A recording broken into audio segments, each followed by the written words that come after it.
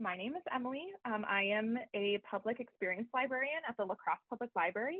I'm really thrilled to have y'all here today. Thank you for being flexible with us as we moved over to Zoom because, yeah, we didn't feel like many people wanted to be outside when it was like below zero as just the normal temperature along with the wind chill and all that stuff. So thank you all for being flexible with us then. Before we get started, I am going to read our land recognition statement. The La Crosse Public Library occupies the ancestral lands of the Ho-Chunk, who have stewarded this land since time immemorial. The city of La Crosse occupies land that was once a prairie that was home to a band of Ho-Chunk. In 1830, President Andrew Jackson signed the Indian Removal Act in an attempt to forcibly and often violently remove indigenous peoples from their ancestral lands located east of the Mississippi River to occupied territories west of the river. Through the 1830s and the 1840s, the federal government conducted a series of 6 attempts to forcibly remove local Ho-Chunk by steamboat via the Mississippi River to reservations in Iowa, North Minnesota, Southwest Minnesota, South Dakota, and finally, Nebraska. The historic steamboat landing where this took place is now Spence Park, which is in downtown La Crosse. However, many of La Crosse's Ho-Chunks found their way back to their homeland, and eventually the federal and local governments moved on to new strategies to eradicate indigenous folks and culture from the newly established United States of America. To learn more about this local history, you are welcome to visit the Archives and Local History Department. So coming back over, I want to first thank Kat too, also from Fierce Freedom, for adjusting your plans to meet our needs. And I am going to turn it over to Kat. So thank you for being here. Yes, thank you for having me, and thank you all for being here. And I had no problem driving in wind chill, or I had no problem not driving in wind chill, I should say. But I also could have come. So, but yeah, thanks everyone for being flexible, and thank you so much to the La Crosse Public Library, just for having me, Emily and Heather, for making this happen. And I'm really looking forward to this. I was saying to Emily before we started kind of recording, and I'm so passionate about like labor trafficking and labor exploitation. And I don't know if you guys have all heard of Fierce Freedom before. That's the organization where I'm the director, and we're really committed to seeing a world that is free of exploitation. Can you guys hear my dogs in the background, by the way? Are you good? Good. Okay, perfect. They're like really barking right now. So they've had a walk, they're fine. But anyway, so that's really what we want to see, is a world that's free of every kind of exploitation, whether that's labor, that's sexual exploitation. And so we usually do talk about sex trafficking, but today, really what's unique about labor trafficking and labor exploitation is with sex trafficking, usually you can kind of point to people that are purchasing that, and it's not maybe as common, but with labor trafficking, we all may have a benefit from that, from some form of labor exploitation because of our supply chains. And even today, we're going to talk about the kind of the global impact of our decisions, and the and how we can be empowered to be ethical consumers, and also kind of how this hits closer to home in the US as well. So I don't know if you guys want to use your reaction button or turn your camera off and raise your hand, but I would love to see just who's in the room. So I wanted to do just a quick rounds question. So again, my name is Kat. I think, yeah, knowledge is power. And so when we know better, we can make more ethical decisions. And so again, we kind of have this idea, I think, that we've abolished, slavery in our country. But it's far from true, because again, as I mentioned earlier, the products we consume may be touched by that. And I just wanted to say too, like kind of going around, or maybe even think about this or raise your hand, however you want to do this, but how many of you have had coffee today? Okay, I'm going to raise my hand because I have. How many of you have had sugar today? How many of you have used a cell phone today? How many of you, without looking, could tell me where the clothes that you're wearing are from, like what country they're from, without looking, right? Yeah, I would say, well, I got it on Poshmark, but I don't know the origin story of the clothes that I'm wearing, right? we're so disconnected from so many of the products that we use every day. And that is purposeful. That is because there are these, large entities, these large companies that really have kind of created American consumerism into what it is today. And that does rely largely on labor exploitation because in a kind of capitalistic society, really what it is you're basically you're trying to succeed as a business. There's free market, and so you want to outpace the other markets that are going on, or the other people that you're competing with. And so it really has driven, that consumerism really has driven so many companies that are looking overseas to produce products that really are the cheapest possible. And so when we're really valuing profit over people and planet, that is when exploitation can take place. So, okay, this is a slide just to introduce me. But yes, I'm the director at Fierce Freedom. And I've been there actually now for about 7 years. So I remember learning in college, I went to Eau Claire and I learned about labor exploitation and sex trafficking kind of through some documentaries and things that I was interested in. And I am going to make a couple of recommendations for other documentaries that if you guys are documentary junkies like me, you'll probably really appreciate. And they're just so educational, and they really helped me to sort of grapple with this issue and learn more about it. So yeah, and we shared a little bit about this, but just think, on a scale of 1 to 10, how much do you know about human trafficking? And I just think it's a really good check-in with ourselves. So kind of think, what is that number for you right now? Maybe that's, lower, like 2 or 3. You want to learn more. Maybe that's really high, but there's always more that we can learn. And really my goal is for that number to go up today. So, just kind of an overview of trafficking. And like I said, a lot of times, I'm talking about sex trafficking, but it really is the same with labor trafficking as well. When you're looking at trafficking, you need these 3 players are going to be included in that. I don't know if anyone's ever had fire safety training. This is kind of what I compare it to. The same way that fire requires oxygen, fuel, and heat in order to create, and sustain really like terrible damage. The same thing with trafficking. There's going to be 3 key players here. So you're going to have your distribution or distributor, which is your seller, pimp, or trafficker. Could be an employer as well. You're going to have your supply, which is the victim, and the demand, which is the buyer. So which of these 3 do you guys think arguably has the most power of the 3? Does anyone want to guess? I see in the chat that Barb said demand. Yes, Barb, you got it right. Completely. Yes. Sometimes people don't get it right the first time. So great job. Yeah, I would argue that the demand is the buyer is the entity that has the most power. The same thing with, an iPhone. If we stopped buying Apple products and stopped using them, do you think that that Apple would continue to sell them, or would they go out of business? So really, there's the demand for this. And so the products that we do consume, we're all kind of part of this. It's all very interlinked. And so, like I mentioned, it's a little bit different with sex trafficking. There is a specific buyer that's going on, but really, just because of how, linked we are with these products, and we're not really even aware of it, we may be inadvertently contributing to the exploitation and the slavery of another person.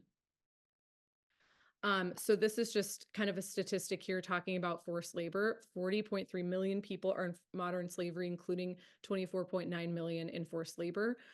There's actually statistics that tell us that there are more slaves today than there were when Lincoln was president, like for the transatlantic slave trade. So if you can even like imagine how huge this really is, this kind of gives you an idea.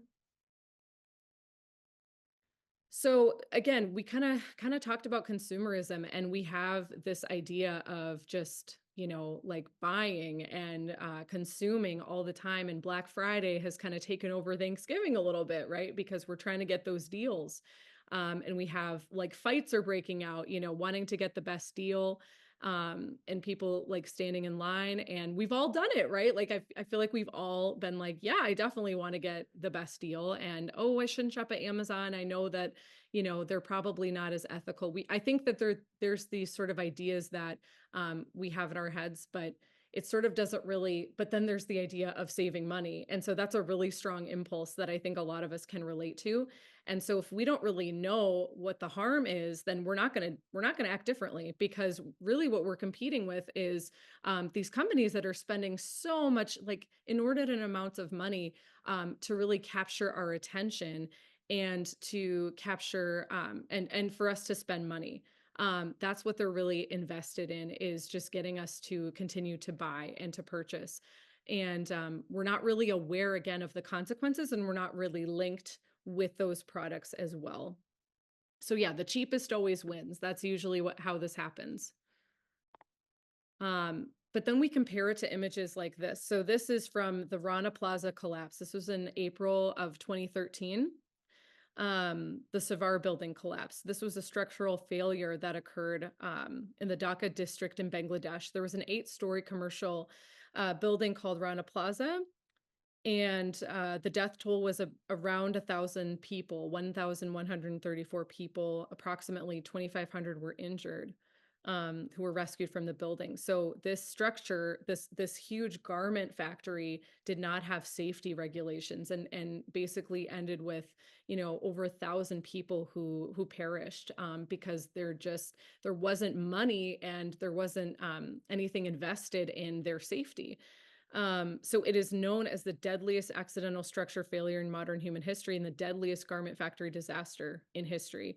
So this is a story that we don't always hear. We don't really think about how there's people whose lives are really at stake, and who is taking care of them. And are these companies really interested in their lives, or are they interested in turning the most profit possible? So we're kind of taught that, when we have more stuff, this means that we're going to be happier, right? So I think it's kind of important for us to talk about, why are we wanting to buy more and more? And I'm speaking to myself here. Like this is something that, we all kind of maybe turn to. Things feel out of control in the world. And then we're marketed these beautiful glossy images like Instagram, or however that's marketed to us, literally algorithms that will look at our buying habits and what we're interested in, and find the perfect thing for us to purchase. Like there's so much that goes into it, that taps into our psychology and really what we're interested in. But again, at the heart of it, it's really relying on there being a disconnect from the person that is actually producing that stuff for us. And also we kind of have this idea of, yeah, will we be happy? Will we be satisfied by it? So I did want to show you guys here. I'm going to stop sharing quick. There is a really powerful video or actually this is like the trailer for a documentary. One second, I'm just going to figure this out. So there's a documentary, and it's about 9 years old, but it's called True Cost. It kind of feels like if I sat down and watched that documentary, that I would probably be super duper aware of everything came from. Kind of who I am. Like I got stuck on like the factory farming documentaries Mhm. years ago, and like immediately went vegan. Like I Right. just couldn't, So like Yeah. knowledge is power, but also knowledge forces change, and I think that video would probably very much do that for me. Mm. Thanks so much for sharing. And yeah, it's hard to look away when you start learning a little bit more. Absolutely. I can relate to that.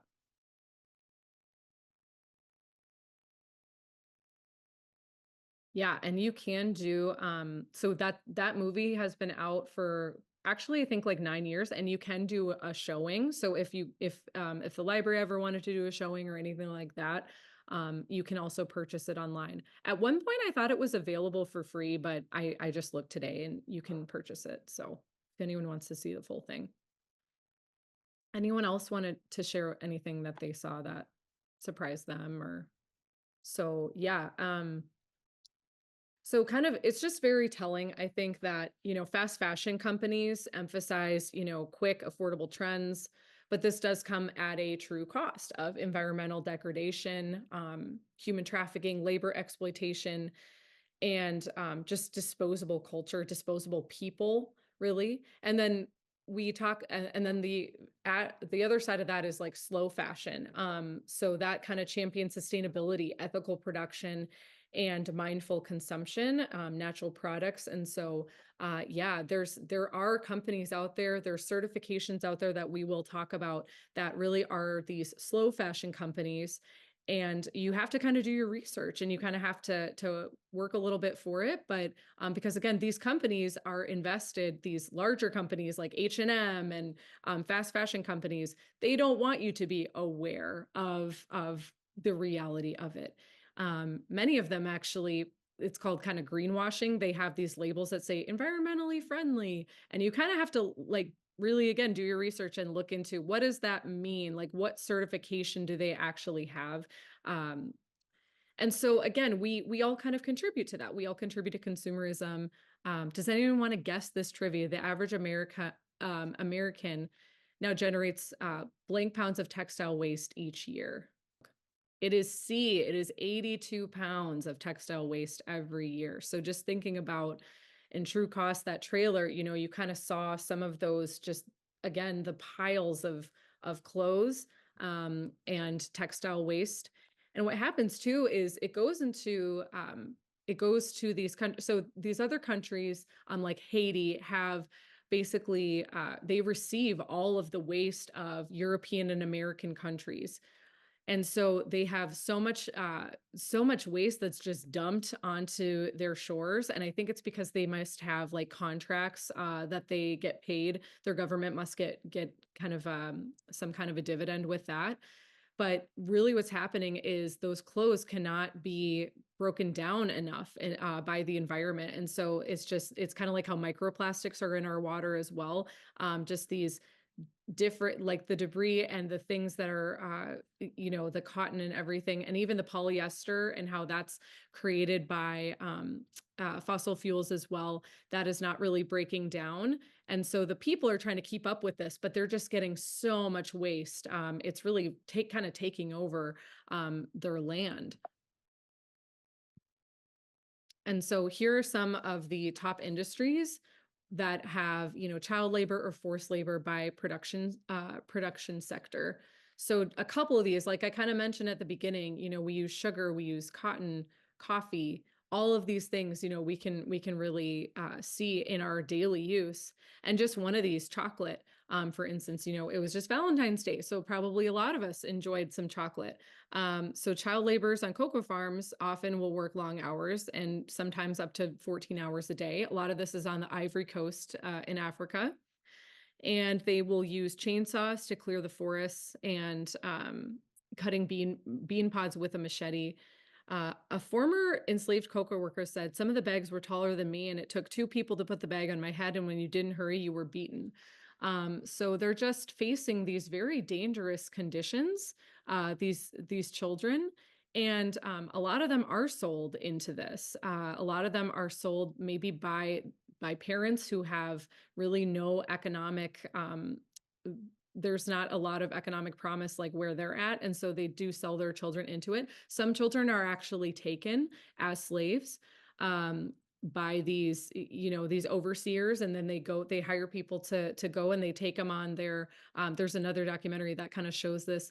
They take them on their motorcycles and just take them to these cocoa plantations, and they, don't see their parents again. They don't know where they are.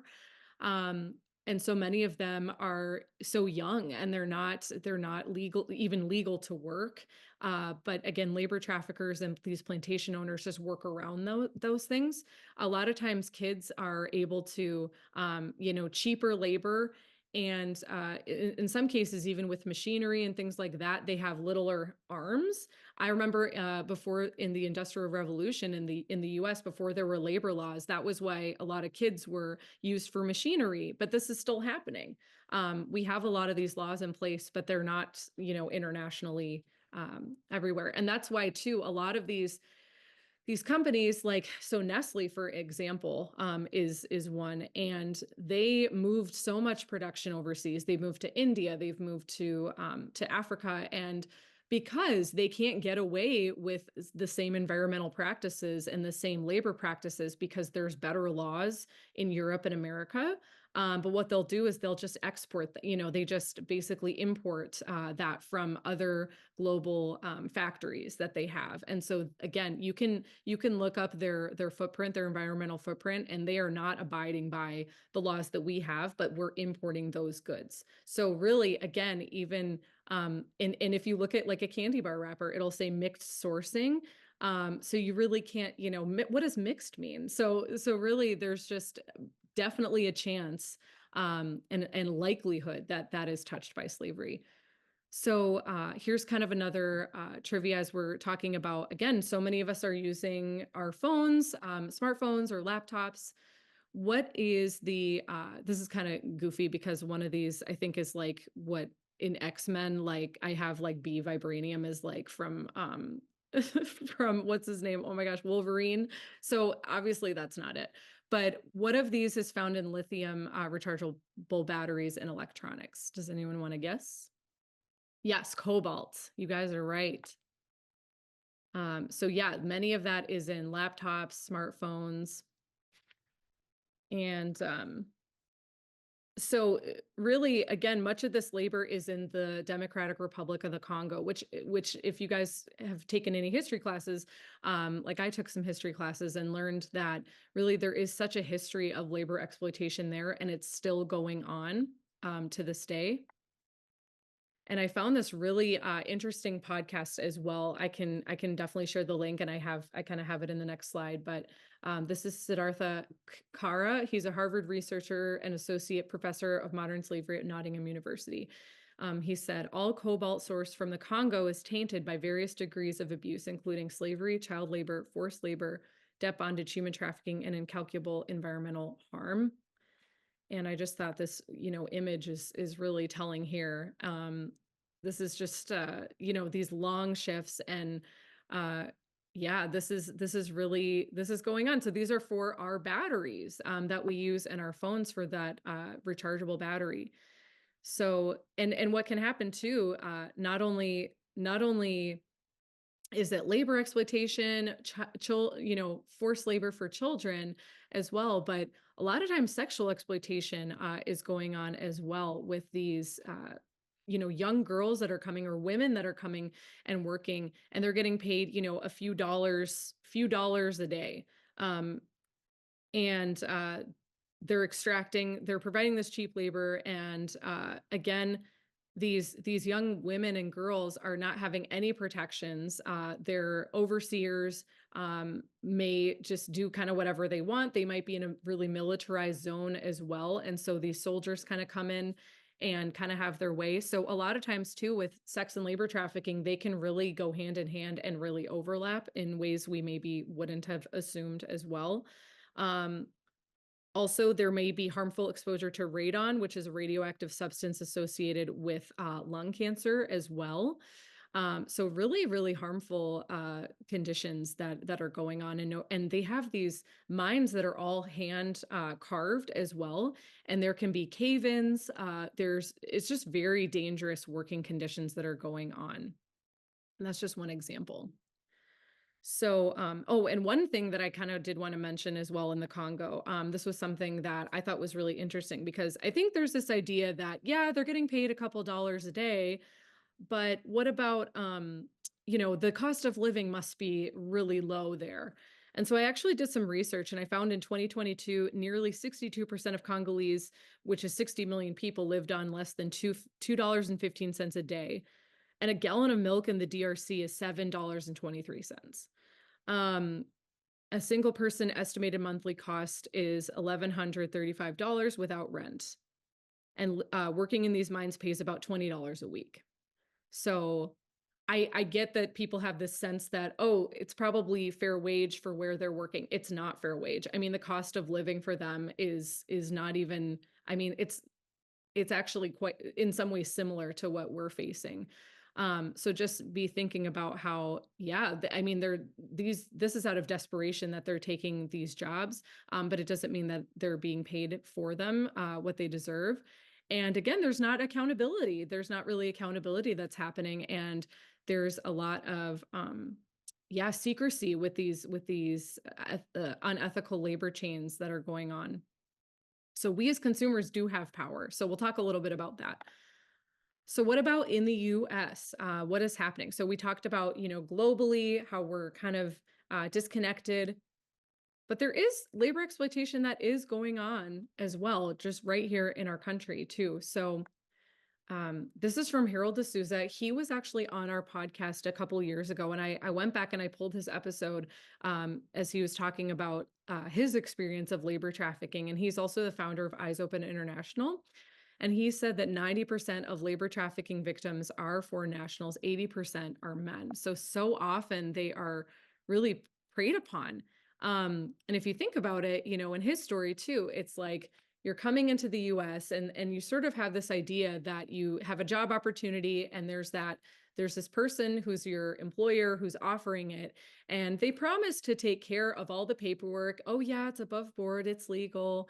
And they never do that. And so your citizenship is kind of in peril there. And but you have your trust in this person.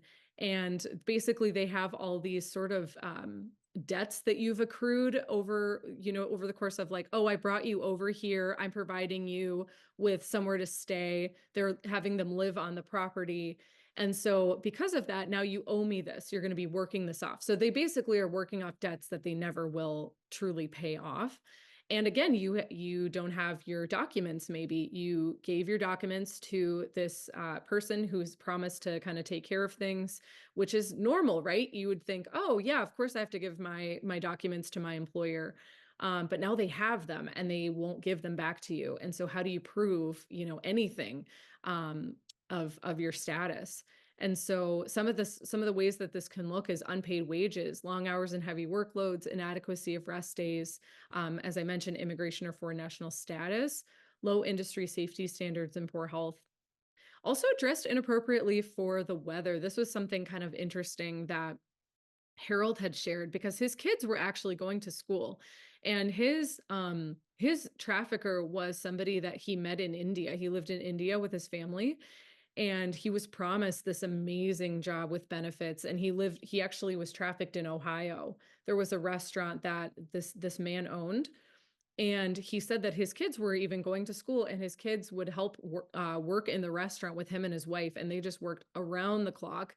And the kids would even go to school and they didn't have appropriate clothing. Like it was, Ohio also has winter and they didn't have the appropriate clothes. So that was even a warning sign that he talked to.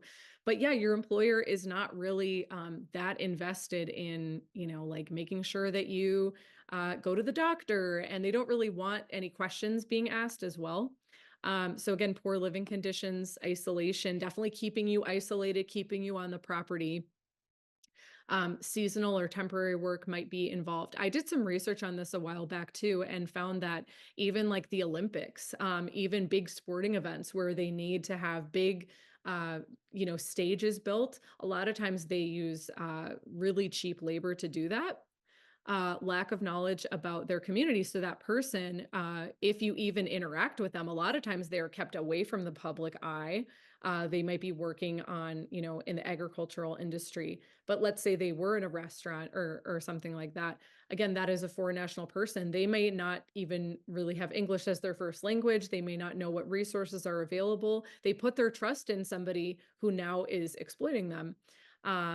Again, they maybe don't have those identification documents, or they're in the hands of that third party. So I would just encourage you to, and I'm happy to find this link and put it in the chat. But Harold talks about how he made his way out of this situation in Ohio and how he was labor trafficked in America. And now he's again founded this organization, Eyes Open International, and he's talking about it and he's sharing his story.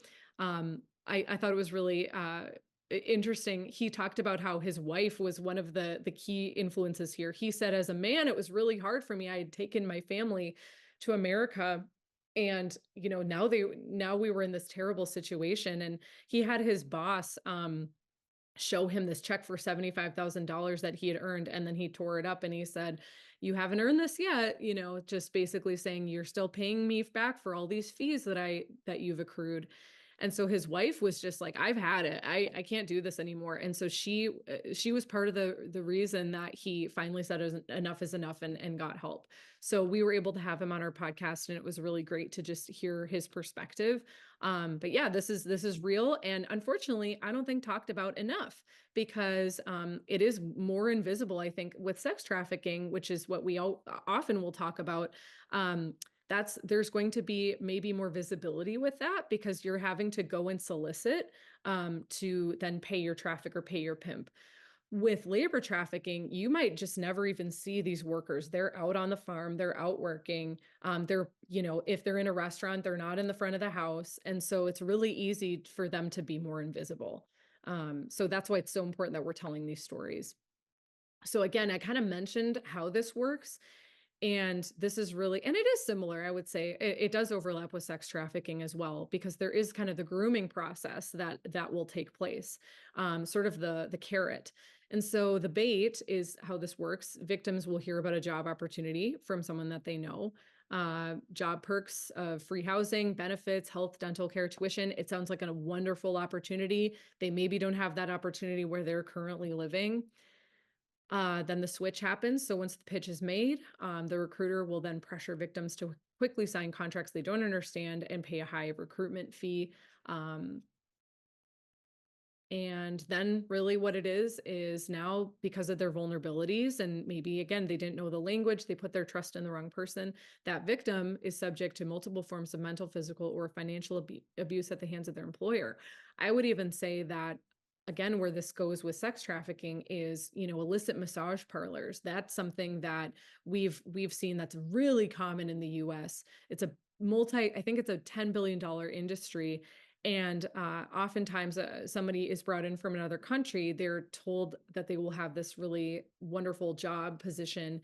And then, again, that sort of all of a sudden, the reality is that they will now have to perform sexual acts in a illicit massage parlor. Um, and so and then they're locked in on the property.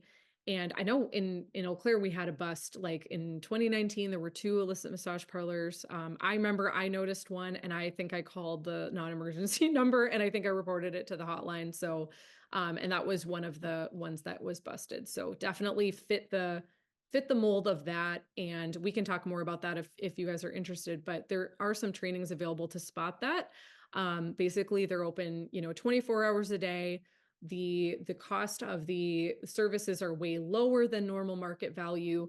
You can even, there's this website called Rub Maps, and you can actually submit, like with these massage parlors, there's buyers that will go on and they will kind of submit reviews about them, and you can infer really from the content what kind of a massage parlor it is oftentimes. So that's kind of what law enforcement looks like. But yeah, if you ever do see something like that, that is one of the more obvious ways that this can look, and you can definitely call the hotline that I will share with you. So okay, so looking at our time here, we're doing good. So yeah, what can we do about this? I don't want anyone to feel powerless. I think, again, knowledge is power. Someone has said this, and I totally agree.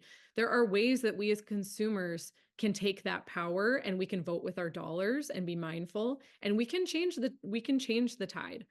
You can advocate and support ethical businesses and policies.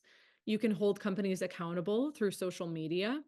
So I mentioned, like Nestle, for instance, and I'll kind of share, I think there's a slide that I have, but basically they had cut ties with fair trade certification. And so, because fair trade certification, you have to enact policies within your company that are costly, and you have to change some things around. And it's a lot easier not to do that. And so they basically have gone back to not having a fair trade certification. And that's an example of somebody that you could, I don't know about Twitter doesn't exist anymore, but you can always email, you can post on social media about it, and just kind of help lead to that accountability. And again, being mindful of the labor practices when making purchases. So something called the Fashion Transparency Index can be really helpful with this. And I'll share a couple of apps that actually are really easy ways that you can just scan and do some research about the company or what you're trying to, what you're wanting to purchase. And then, yeah, and talk to somebody about it. Something that was on the list of the, let's see, of the entities or the places where this can happen is coffee. That's another one. So even, let's make sure that we're, like, let's go sit down with a cup of ethical coffee, and then talk about why that matters and why that's important. And talking about the ethical implications of choices, and share the word and tell other people about this, and maybe share that video, True Cost. That's really well done, really educational. So choosing sustainable products, supporting local businesses with ethical practices. Another way you can do this is just buying secondhand, which I love doing anyway, personally. So thrifting is a great way. So have a clothing swap with your friends, and then you're not directly contributing to that company. Like, you're not giving them money directly. You're reusing the clothing. That I heard this said too. It's like, we don't need to produce any more clothing in the world. We have enough clothing in the world that we would never need to make any more clothing. And yet every day there's more clothing that's being produced. And again, 82 pounds of textile waste every year each of us produces. Um, so yeah, but there's ways that you can contribute less to that. And supporting anti-trafficking organizations, and helping spread the word about the work we're doing, participating in community initiatives. I would even say advocating for change by contacting your representatives. There is legislation that is out there that will, basically make it more difficult for companies that are engaged in these unethical labor practices to import. And I know that there's been some shakeup, obviously, in government with that too. But just having that in our legislation, I don't think there's really anything that I've seen that is actively protecting these people that are being exploited. And even just national, foreign nationals. There's so much negativity around that right now. So how can we advocate for them and share about how vulnerable they really are to labor exploitation, because that's affecting them so much. So I did want to share, go ahead and share the human trafficking hotline. If you did see something and you wanted to report it, there's that. It's 1-888-373-7888. And you can also report to federal law enforcement, 1-866-347-2423. And I did want to kind of touch on this. So if I report labor trafficking, will myself or someone else be automatically deported? Because again, with the uncertainty that we are facing right now, I'm sure many people are asking this question. I did kind of look into this. So no. Currently, as it stands in our law, you or they may qualify for a T visa, and this allows for a temporary visa of up to 4 years, and to potentially extend for future citizenship status, especially. So if you're a victim of labor trafficking specifically, you may qualify for this. And you may even be eligible for a green card or permanent citizenship. So rest assured. Yeah, and I think it's also important that we talked about the negative, but let's talk about what could we imagine and what could happen in our world if we became a more conscious consumer. It helps the environment. So many of these practices rely on abusing and using the environment and people. Even just producing like one pair of jeans, there's like dyes, there's so much, and leather production. There's so much that harms the environment with this. And like in the Democratic Republic of the Congo, just like devastating. I was reading about it, and it's just, if anyone likes Lord of the Rings, it sounds like when Isengard, like when if anyone, shout out to my fellow fans out there. But it sounds like Isengard when they're just taking all the trees out, and there's just nothing, deforestation that's going on to feed this demand. So we're holding companies accountable. We're making sure that they are valuing people over profit. They have the power to do this. They just aren't doing it because they care about the bottom line, and they care about making the most money. And we need to hold their feet to the fire a little bit. And we need to remember that I've done some look into Nestle, for instance, because it's like a Wisconsin company, and I've done some research. And you would look at their website and you would think, wow, what a great company, and I'm not trying to like diss if anybody works there or anything like that, but just know that they've spent so much money, like millions of dollars, just to have the look of being ethical and looking like they care about the environment. And I think it's good to just ask questions and be curious. I know that they've developed, some things that they've developed some certifications of their own. And I'm kind of curious about that. Like, what does that transparency look like? Because there's these national and international certifications. And again, they cut ties with. So it's just good to, I think, ask these questions. I did see somebody in the chat. Okay, no, I can't pull it up for some reason. Oops. I Emily, can share did it you with see? you. Just talking Oh, of, yeah. oh yeah, can you hear me still? Yeah. Great. Okay. Just talking about how Nestle, I'm assuming, has a dark Mm. history. Yes. Yeah. Oh, absolutely. Yeah, basically anytime you said Nestle, I've just been like, oh, Nestle sucks. It's true. Like so many like labor abuses, and yeah, there's a lot there. I agree. So yeah, definitely but they're still going strong, and so these companies, they need to be held accountable. They have money, they have resources, they can do it. And so we need, as consumers, we need to do that. And we need to have our government officials, to also be holding them accountable as well. So I also think inadvertently too, we might just, as we're more aware, it does come with somewhat of a burden of knowledge, right? Of knowing what we're consuming. But I think it will also help us to appreciate the goods that we do enjoy, to really unsubscribe from that consumerism that plagues so much of us. Does it really lead to happiness? Does it really lead to us even feeling good about that? And then also, again, a really easy way that you can do some of that research, like I mentioned, is there's some apps out there like Good on You, and Boycott. And apparently Emma Watson supports Good on You, which is cool. I'm not surprised. She seems like a really cool person. So you can check out your favorite brands and how they rate. You can vote with your wallet, to create change, and look at, I think you can actually with Boycott, I think it's like $2 or $1.99 to buy it, but you can actually scan, I think, items, and then they pull them up. I haven't downloaded it myself. I would like to do that. And then I like next time I talk about this, I want to definitely have downloaded it. But yeah, those are two options of apps that you can download right now and just, again, take that next step.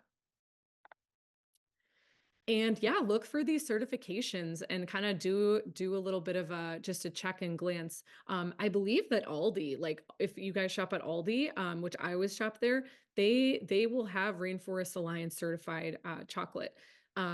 So fair trade certified, fair prices for the farmers, and decent working and living conditions for workers, direct trade with farmers, sustainable agricultural practices. So again, sometimes that item might be a little more costly. A lot of times it is because it is an ethical product.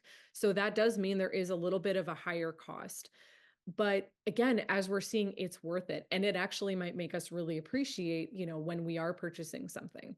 The Rainforest Alliance, and like I mentioned, and then B Corp certification, that is like really high standards of verified performance, accountability, and transparency. And you can go to their website and you can look up if somebody is a B Corp member. I know, like fair trade, off the top of my head, I think like not Tom and Jerry, Ben and Jerry's ice cream, if you guys are fans of that, I think is a fair trade company as well. So there's many out there, and we just want to see this happen more. We want everyone to be fair trade and certified B Corporation. So yes, this was just because I mentioned this earlier, but yeah, Nestle, they used to be fair trade. And I think actually in Europe, there was more accountability that consumers had. And then I don't know if they ever were actually fair trade in the US. I think this was actually in the UK that this picture is taken. As you can see, this Kit Kat looks a little different than ours. And but they actually cut those ties, so really they're not ethical anywhere. So I'm not just trying to diss on Nestle. There's other companies like that. I just feel like I know a little bit about Nestle. That's why I was talking about it. So as we're talking about these things and how shopping can feel good, right? Like it can be something of somewhat of a release or something that we turn to. And I'm totally there with you if you're feeling that way. I'm that person that's like add to cart. Um, but if we're going to be changing our practices of how we consume, it's really good to also think about, hey, are there things that actually will make me happy and make me feel better? And we can tap into basically our brain chemistry, because that's really what these companies are doing. They're tapping into neuroscience and our dopamine and things like that. And so let's replace some of the things that we're doing with things that are positive. So here's just kind of a little guide for you. Dopamine, completing a task, self-care activities, eating food, celebrating little wins. Oxytocin, playing with a dog. Somebody mentioned walking with their dogs. I get it. Cuddling with a dog or cat, playing with a baby, holding hands. Serotonin, the mood stabilizer, sun exposure. I know that's kind of hard this time of year to be out there in the sun, but get a happy lamp or meditating, running. Something I love to do. I go and do my hot yoga. Like I try to do that every week, and that really helps my mood a lot. Being out in nature, endorphin, the painkiller. So laughing, exercising, dark chocolate, essential oils, hopefully ethically made or ethically sourced dark chocolate, by the way. But yeah, those are just ways that we can tap into our own neuroscience and find the things that we really are looking for that are being sort of in a way, we're being exploited as well. So we're being exploited for that by these companies and by the marketing, and just be conscientious about that. Like next time that you see one of those ads, just think about how, what am I saying yes to and how am I voting with my dollars? So really, we could be living more. I think we could actually be living fuller lives, maybe if we buy less. And I'm talking to myself here. This isn't just for you guys. This is for me as well. So don't buy into sort of this consumerist mindset that we are kind of told from birth to buy and to buy into these brands and be lifelong consumers of them and support them. There's different ways we can, again, vote with our dollars and support those other companies. I had a friend who is from the cities, and she had a fair trade clothing company, and so sad. They actually just kind of closed down this last year because they are a little bit more on the expensive side. And unfortunately, they went out of business. And so because they have higher wages for their workers, they give them livable wages, and they're investing in the community. And so, I just think we need to fight our own sort of like brain chemistry on this, but just we can unlearn it, and we can choose ethically. So, and if you are interested, you can go to slaveryfootprint.org. This is really eye-opening. I did this in college, and you can actually learn how many slaves work for you. So it kind of gives you, it's like a survey, and you kind of figure out, what clothes do I have? How many pairs of shoes do I have? Because again, we're in the top % of the world's wealth. I know that a lot of us are probably struggling economically, but we really are in the top percentage if we're comparing the rest of the world. And so if you do want to find out, potentially how many slaves went into the products that we consume every day, you can visit slaveryfootprint.org, or you can scan this QR code.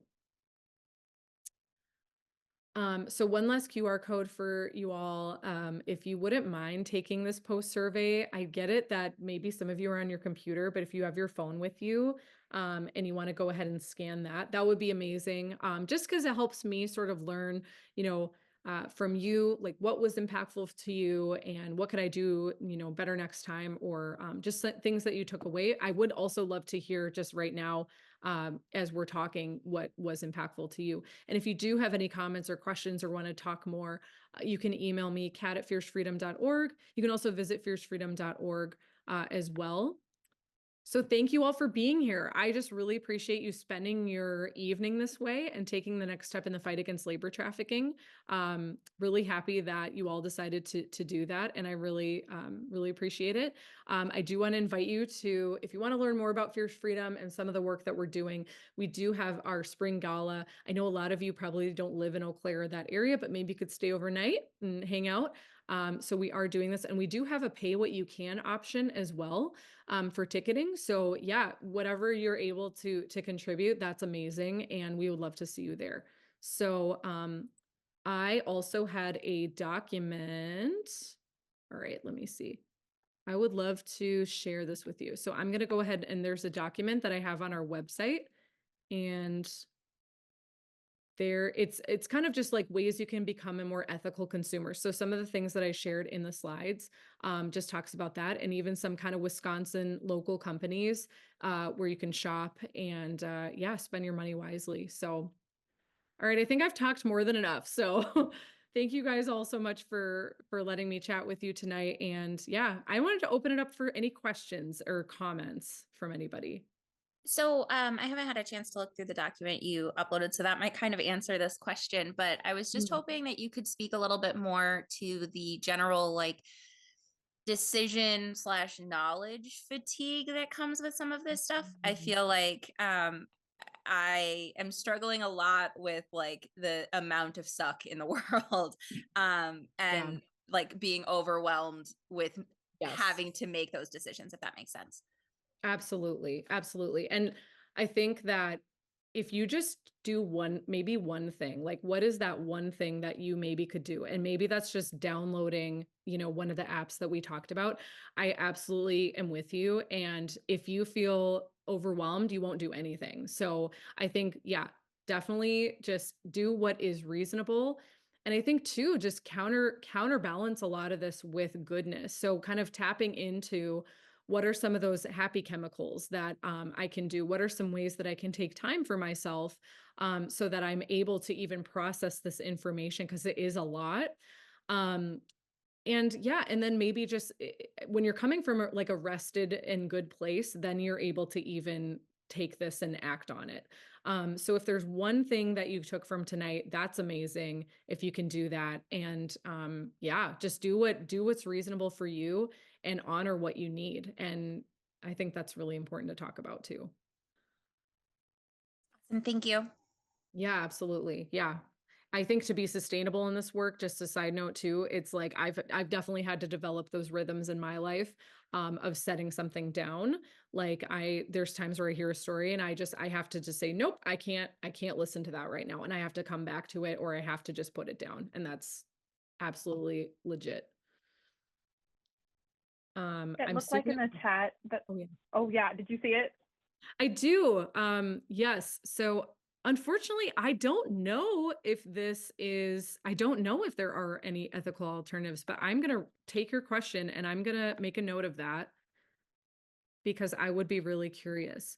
And it is really frustrating too because of the tech industry and how often our products, like I think like a 2022 phone, and I'm pretty sure I'm going to have to upgrade that because it just doesn't, the software updates and everything. So yeah, it would be great to see more of those on the market. I would like to look into that a little bit more.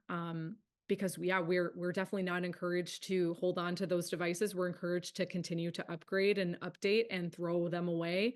Sometimes we can recycle. I know you can recycle them as well if you go to a recycling site. But yeah, unfortunately, I don't know of any, but I will look into that as well. So if you want to even send me an email, I'll put my email in the chat. And just kind of, if you want to send me your name and everything, then we can kind of start the conversation there. And I'm happy to send that to you, to Emily, if you want to share that with attendees. Yeah, there definitely needs to be more alternatives for sure. Yes, thank you. Yeah, and what's a fun part of this stuff, like Dahlia, you were saying, is like researching, ethical companies and looking at what some of these amazing companies are doing. And again, in that handout, there's a couple, but that might really encourage you too and inspire you, is just seeing what is being done. Like I'll just quickly share. There's this company that's called Tony's Chocolonely Bars. If you've ever seen those like in the store, their vision is 100% exploitation-free chocolate worldwide. And so they're doing that. There are companies that are in place that are doing this. And it is really encouraging when you do see what other people are doing. So yeah, that's a good way that maybe you can feel encouraged too. Well, again, please email me if there are any other questions. And thank you so much for being here tonight. I really appreciate that. And again, just pick one thing, that we talked about and don't get overwhelmed. Maybe there's a way we should do like a true cost screening or something at the library in the future. I don't know, like maybe there's a follow-up or something we could do, but I really appreciate everyone being here. So yeah, thank you. Yeah, thank you. And yeah, definitely keep your eyes out, everyone, for future programming. I know that we would love to try to have Kat in person at some point too. So Definitely. yeah, awesome. Well, thank you so much for being here. Thank you everyone for being here. This will be on YouTube later in a couple of weeks. So if you had a friend or somebody who wanted to see it and couldn't see it, know that they'll have an opportunity to rewatch this if they want to. Okay. Perfect. Yeah. Awesome. Thank you so much. Have a See great you night, all. everyone. Thank you. Thank you, Emily. Kat. You're awesome. You too. Take care. Yeah, you too. Bye. Bye.